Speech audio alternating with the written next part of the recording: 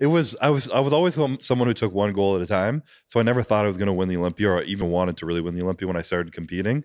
So when I first came second, I was like, fuck, like this is like something that I could do for probably make a career out of. I dropped out of school, put everything into it. So coming into 2019 and actually winning it and having all that like work and sacrifice come into place was like a really cool moment. But I had dealt with some like I have an autoimmune disease. I got really sick the year before from it.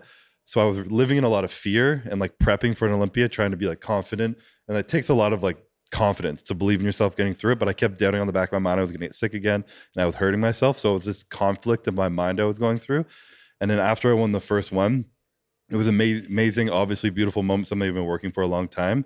But it was like a sense of relief when I was done because it was so much stress I was holding.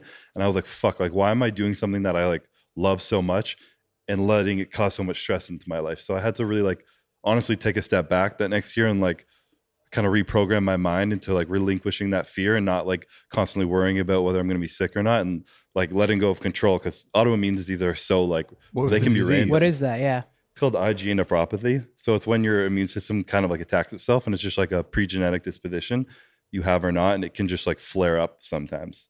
Obviously there's ways to mitigate as best as possible by being really healthy and keeping stress levels down, but obviously prep is like high stress. Yeah. So it's something that obviously caused more stress in my mind, and stressing about it made me like a loop of shit.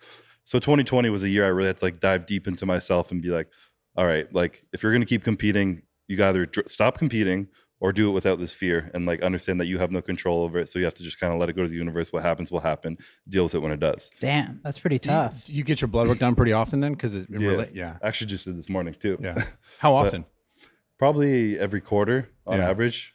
And during prep, I did it like every month for a while at one point. And, you know, sometimes my markers aren't always great, but I know where they need to be for my baseline.